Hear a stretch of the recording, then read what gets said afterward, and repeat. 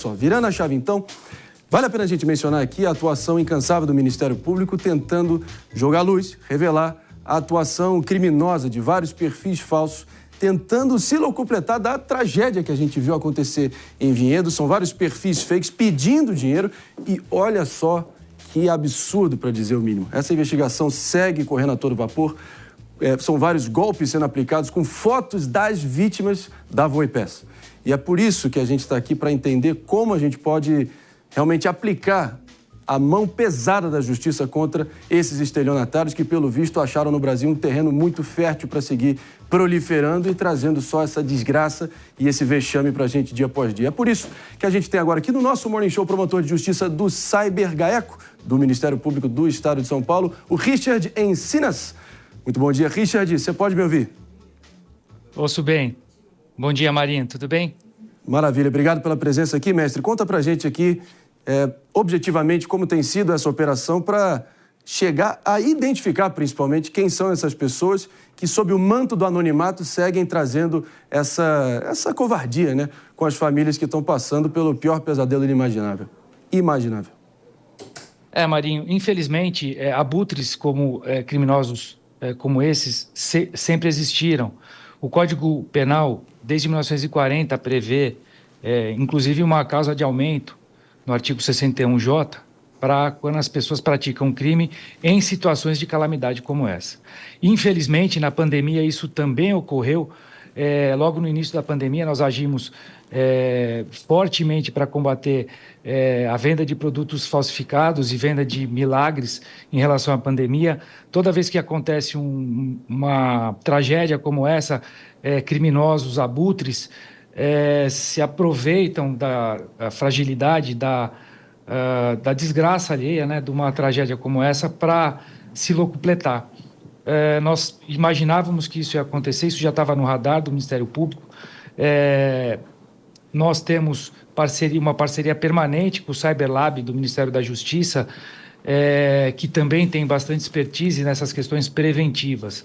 Então, nós, de pronto, junto com o Procurador-Geral de Justiça do Ministério Público de São Paulo, que criou um gabinete de crise, designando vários promotores de justiça de especialidades diferentes. Então, nós já atuamos desde o início desde sexta-feira. Nós estamos incansavelmente, num primeiro momento, congelando perfis. Nós estamos derrubando perfis no Instagram, derrubando perfis no Telegram. Nós estamos derrubando sites que não só aqueles de pessoas que se passam por familiares das vítimas, mas também de perfis que continuam divulgando imagens teratológicas dos cadáveres logo depois do acidente. Isso aconteceu de forma viral na sexta-feira. Nós conseguimos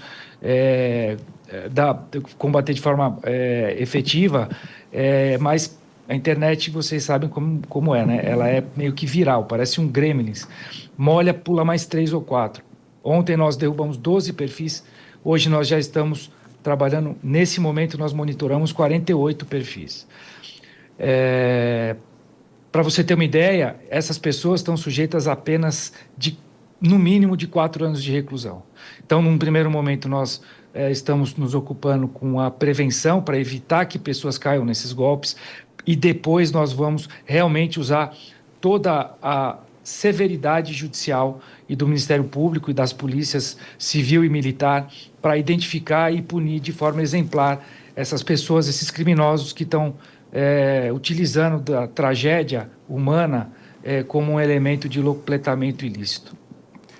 É isso aí, Richard. E receba, obviamente, todo o nosso apoio nesse Brasil dos desesperados, né? O país dos desesperados, na cabeça de muitos, serve de pretexto para poder desfilar toda a burrice e a pobreza moral de tantos aí que acabam acionando, né, esses golpes e esses truques para aproveitar da tragédia alheia. Isso é uma desgraça completa. Quero muito ouvir o Mano Ferreira, mas eu quero também trazer aqui, somando com um levantamento, Mano, que foi divulgado hoje, inclusive, que mostra que a cada hora aqui no Brasil, mais de 4.600 pessoas são alvo de tentativas de golpes financeiros país afora. Isso tudo por meio de mensagens, ligações, redes sociais. A gente também aproveitou para fazer uma enquete no nosso site da jovempan.com.br, jovempan.com.br, perguntando se você aí que está nos acompanhando, nos assistindo, nos escutando, afinal, se você aí já foi vítima de algum golpe em rede social. É importante aqui para a gente ter uma dimensão de até o nível que chegou a pistolagem aí que vem assolando o nosso Brasil. Mano, fica à vontade aqui para falar com o Richard. Bom dia, promotor. Parabéns pelo trabalho. Eu queria perguntar sobre esses casos de pessoas que usam fotos das imagens dos corpos após o acidente. Qual a pena para esse tipo de crime? E, além disso, as famílias das vítimas teriam direito a algum tipo de indenização por parte das pessoas que se aproveitam dessas imagens e buscam, ganhar likes ou dinheiro por meio do compartilhamento dessas imagens? Mano, bom dia, obrigado pela sua pergunta. Sem dúvida nenhuma, os parentes podem e devem buscar e podem buscar essa reparação. Nós, inclusive, a gente trabalha com delitos cibernéticos e, na maioria das vezes, os delitos cibernéticos eles se ocupam o conteúdo, o objetivo dos crimes cibernéticos normalmente são financeiros. Então, nesse caso das imagens, por exemplo, nós conseguimos, em última instância, inclusive, a gente consegue, inclusive, estabelecer um parâmetro financeiro, uma vez que os likes e as visualizações que decorrem da visualização dessas imagens, também ela é monetizada. Então, isso pode, inclusive, gerar uma responsabilização por um crime de estelionato, cuja pena é bem alta. Nós temos outros crimes de divulgação de sigilo, e essas fotos foram obtidas de forma ilícita ali num ambiente catastrófico. Também nós poderíamos enquadrá-lo, mas o mais importante é exatamente essa repercussão financeira. Nós, do Ministério Público, nos crimes, sobretudo em golpes cibernéticos, nós temos conseguido condenações na área criminal de ressarcimento das vítimas. Então, isso também é uma preocupação do Ministério Público. Então, quando nós promovemos a responsabilização penal, nós buscamos também a reparação da vítima na seara criminal, sem prejuízo das vítimas poderem, em instância própria, na área civil, buscar outras indenizações. Meus amigos, quando vocês acharam que a pistolagem e o mau-caratismo tinham chegado ao fundo do poço, pelo visto, certos setores, a fração podre do nosso país, encontrou uma pá e cavou mais fundo, aproveitando aí de causos fraudulentos de câncer, de uma tragédia, da maior tragédia da aviação civil dos últimos anos. Vou trazer aqui, promotor, o nosso David Tasso, especialista em segurança pública, para também te fazer uma pergunta, a gente entender a dimensão desse problemão. David. Bom, doutor Richard, muito bom dia. Claro que as famílias elas estão tendo que lidar com o luto e ainda com essa situação de golpe. E o senhor disse que os perfis estão sendo identificados e tudo mais, mas as pessoas, para chegar até esses autores, vocês já conseguiram identificar alguém de fato? E a gente relembra também o caso dessa tragédia do avião, daquela mulher venezuelana, junto com o filho, até mesmo com um cachorro, que eles foram vítimas de golpe anteriormente e por isso estavam retornando e iam morar na Colômbia. Então, de que forma também que o Ministério Público atua para que as pessoas não sejam vítimas de golpe, como a gente tem visto ultimamente?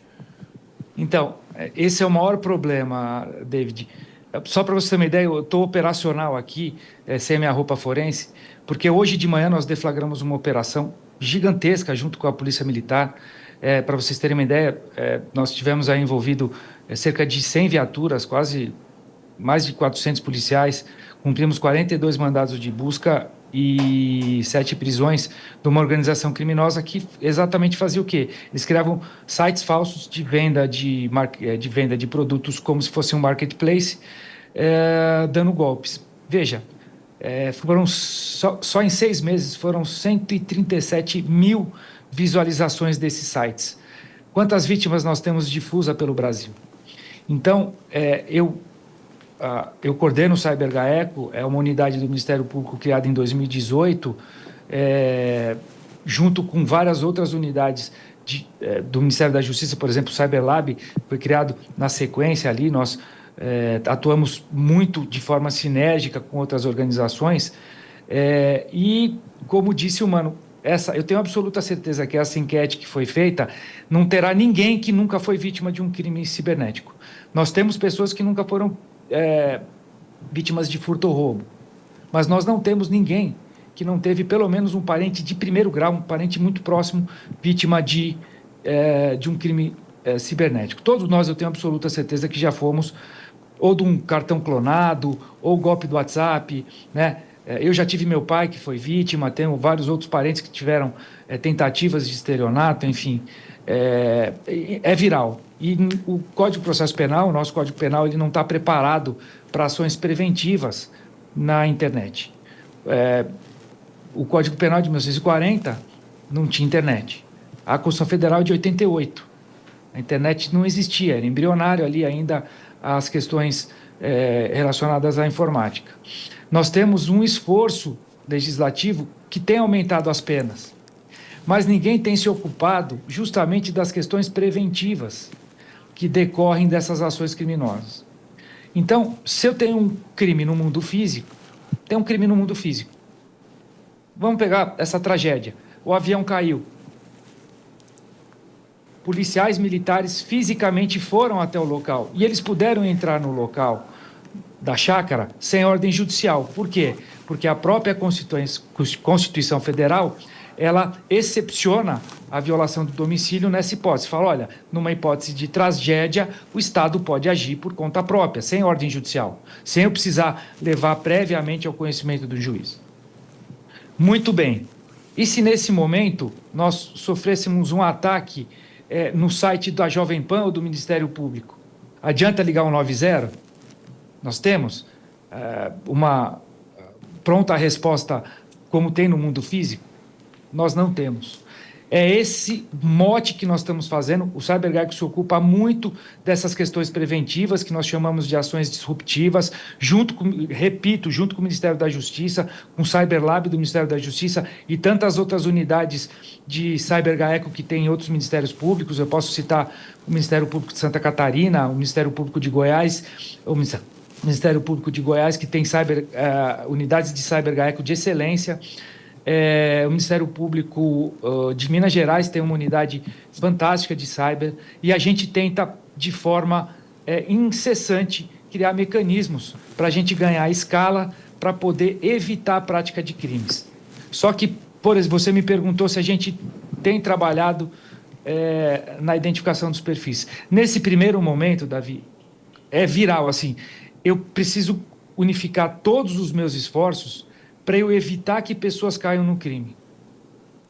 Eu preciso prevenir. Então, nós estamos derrubando as páginas, mas nós estamos derrubando e estamos fazendo a preservação dos dados e coletando os dados, para, num segundo momento, fazermos a identificação de todos. Todos serão identificados. A internet, existe uma falsa sensação de anonimato que, com técnica e expertise, nós conseguimos muito sucesso na coleta de indícios de autoria e materialidade. Obrigado demais. Richard Encinas, promotor do Ministério Público de São Paulo, focado aí no CyberGecko, desempenha um papel fundamental para revelar essas entranhas apodrecidas da internet, que vocês possam aí o quanto antes se investigar, revelar e realmente punir exemplarmente todos esses abutres, como você bem colocou. Obrigado, promotor. Portas abertas sempre aqui no nosso Morning Show. Obrigado. Meus amigos, dá aquela sensação de impotência absurda, porque são os seres rastejantes aí da internet, ali nas sombras da internet, prontos ali para o abate quando a gente menos espera, tem que se precaver. Querem comentar aqui, minha gente? Eu quero trazer Diogo da Luz, Mota, por que não? Marinho, nenhuma novidade, né? O Brasil é a terra onde há malandro demais para pouco mané. Aconteceu a mesma coisa depois da tragédia do Rio Grande do Sul. Acontecia a mesma coisa antes da invenção da internet. Eu me lembro muito bem. No Brasil sempre houve fartura de gente disposta a dar golpe, a se aproveitar da inocência das pessoas, especialmente das pessoas mais velhas, das pessoas mais sensíveis. E isso só tende a piorar por causa da impunidade. O promotor mesmo falou aí que por um dos crimes que estavam sendo cometidos por essas pessoas, a pena máxima é de 4 anos. 4 anos o cara já começa a cumprir no regime aberto. Não passa um dia na cadeia. Quem é que tem medo de uma punição como essa? A gente vai enfrentar uma realidade cada vez mais dura, cada vez mais agressiva, enquanto a legislação brasileira não resolver punir de verdade quem comete crime.